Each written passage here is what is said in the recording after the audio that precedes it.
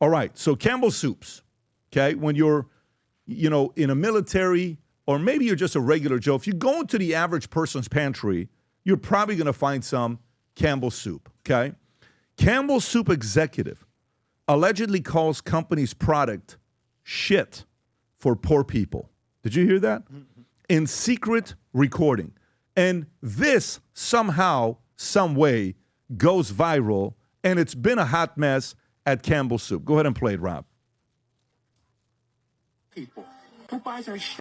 I don't buy Campbell's products barely anymore. So healthy. Now that I know what the in it, even in a can of soup, I look at meat, bioengineered meat. I don't want to eat a piece of chicken that came from a 3D printer. You?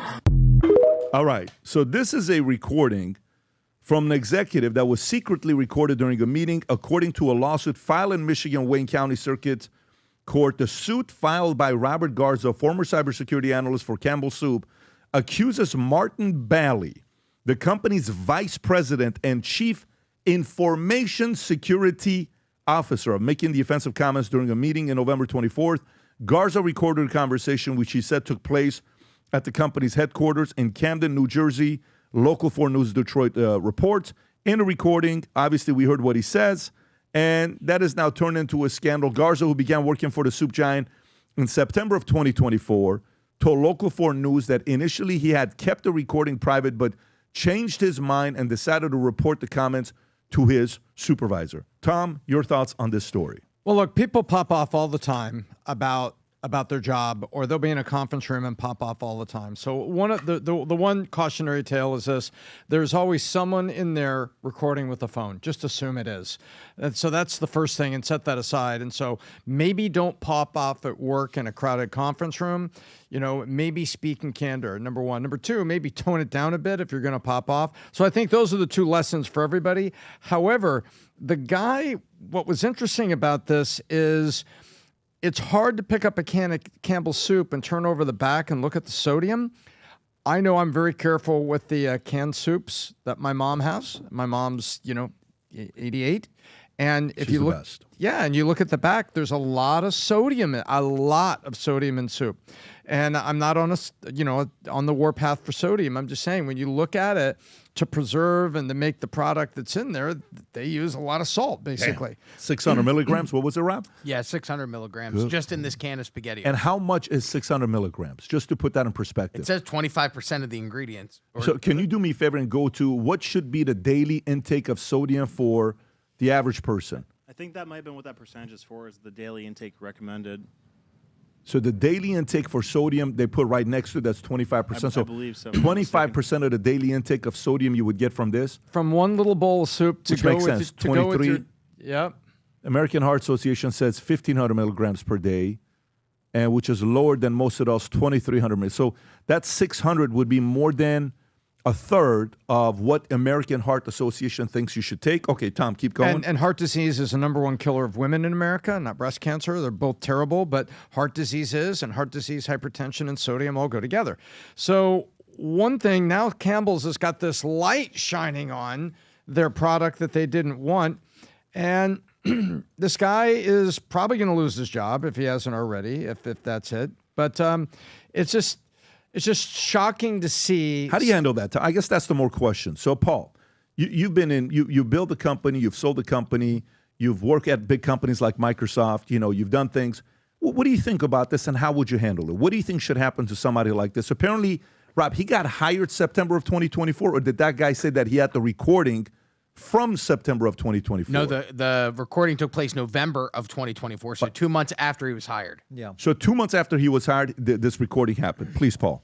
Well, I think you're dealing, first of all, with a PR nightmare. The food industry right now is already on its heels. You look at what's happening on the retail side, in the restaurant industry, which is usually the end game for a lot of this, and you look at McDonald's, which their stock is absolutely on fire right now. Why? Because we're seeing market pressures.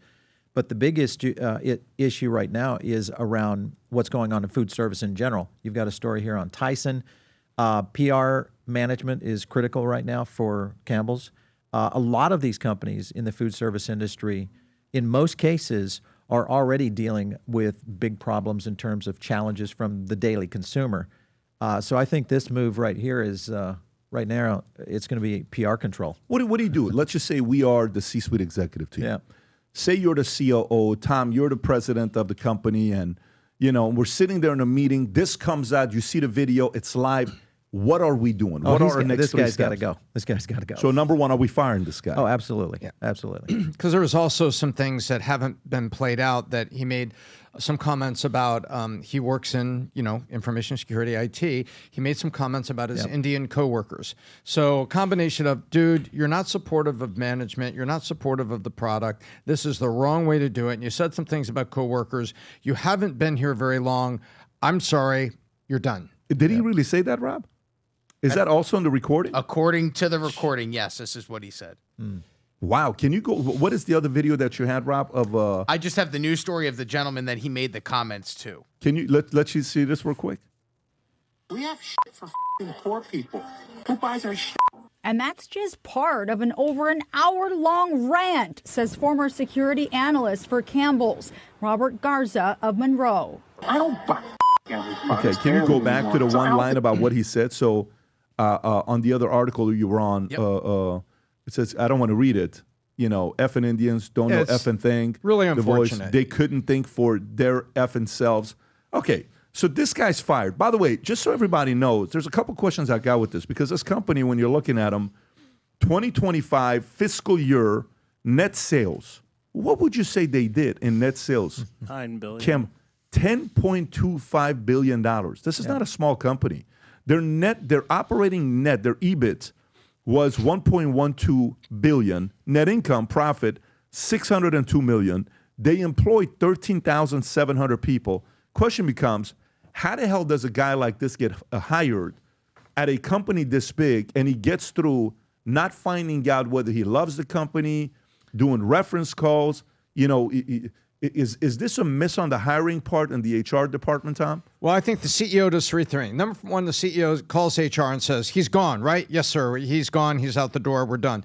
Good. Point two, I want a meeting with you guys about our hiring practices. How do we miss this? How do we miss somebody that pops off like this? What do we see in the references? What were there? I think that's what you would do, Pat. You'd be like, first things first, do this.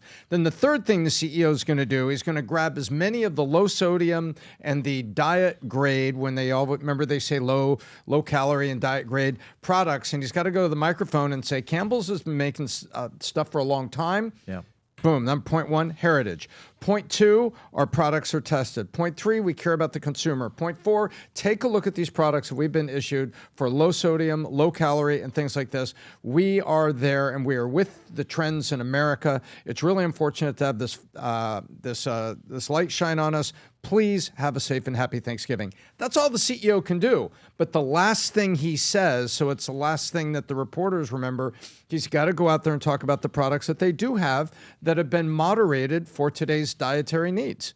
But that first point, he's gone. And then afterwards, Monday first thing, what would you be? It'd be Monday first. If this happened here, Monday first thing, we'd be in the conference room with you doing an internal debrief on how the guy got hired.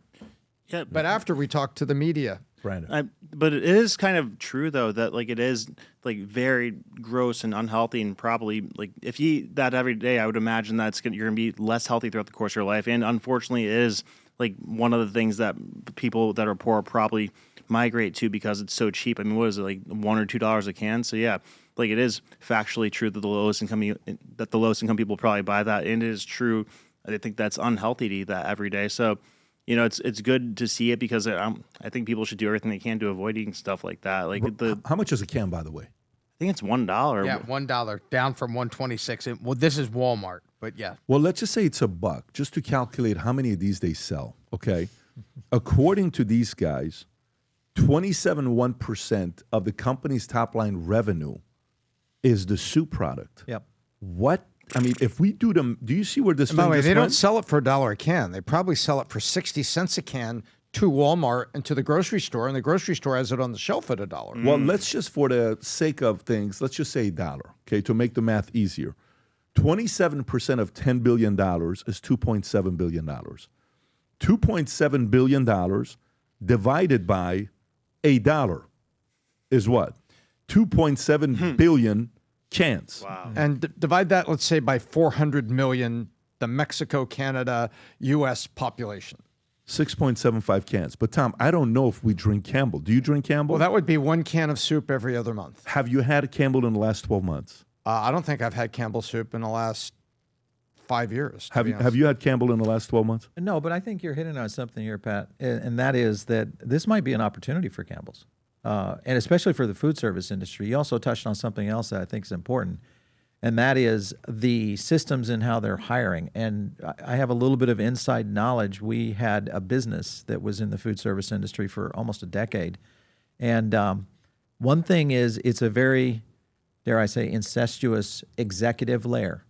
There's a handful of HR consultants that basically manage all of not only the Fortune 500 in terms of the food service side, but also the major brands. So a Brian Nickel, a Scott Boatwright. Yeah. Those guys are all going to these specific people. So there is a kind of a preset group of executives that are seated into a lot of these major companies, including Campbell's. You look at Rich's Foods. You also have, obviously, what's going on at Tyson.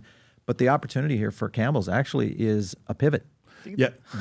Go ahead. Sorry. I think it's an opportunity for like food standards too in America. Like, it's not that common that somebody who's Get a high up RFK executive will come out and say how gross their food actually is. Like, it's appalling how low of a bar that lobbyists have lobbied for food standards in America. Like, because even just like mass producing chicken, like you ever see the standards of how cows and chickens are kept in like those big industrial agricultural places? There's like even laws in place to prevent the media from talking about because of how bad it is. By the way, when you think about this, yesterday we had the head of the FDA here on the podcast, Marty McCary, okay?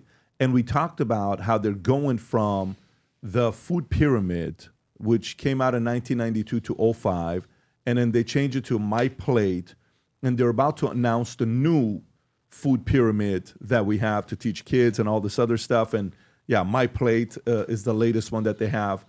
And one of the things we discussed is how much, the food that we're intaking, the healthiest countries with food and the most unhealthiest countries with food.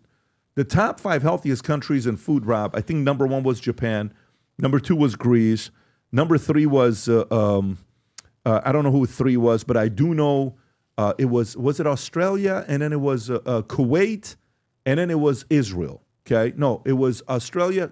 Israel was one of them at number 5. I know that's a fan favorite for a lot of you guys. And then on the top 5 unhealthiest, number 1 country in the world in unhealthiest food was America for the amount of processed food that we have. Yep. I do think this is a massive opportunity for them to do something about it, because if they don't, the guys that are in right now, they're going to keep exposing them. This isn't good. This was a horrible situation for these guys, but this was definitely not a good thing for them. Yeah, they go. Japan is 1, and then it was Italy, Greece, Spain.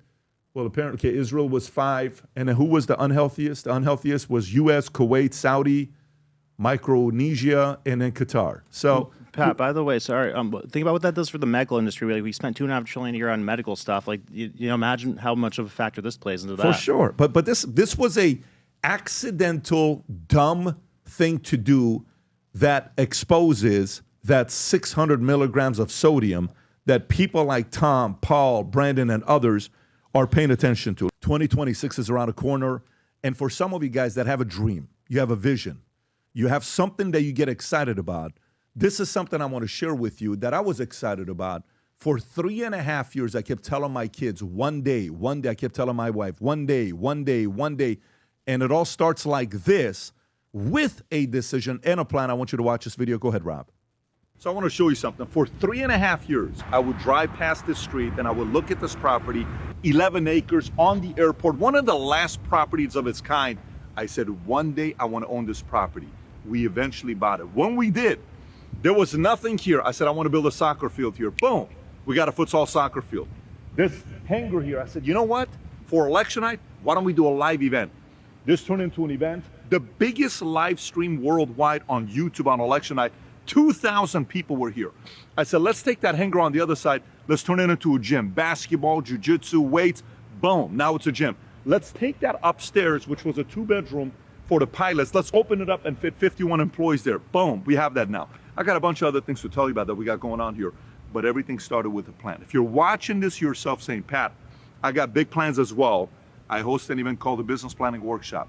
If you haven't yet registered, but you got big plans, click on a link below, get registered. I will see you there. And by the way, keep this in mind, guys. The next 72 hours, it's estimated that people are going to spend a ton of money on Black Friday on many different things. Spend is one thing. Invest is another one. If you got big plans for 2026, invest into yourself. Go register for this. I'll see you December 12th to cover a 200-page manual so you can write a plan going into 2026. If you enjoyed this video, you want to watch more videos like this, click here. And if you want to watch the entire podcast, click here.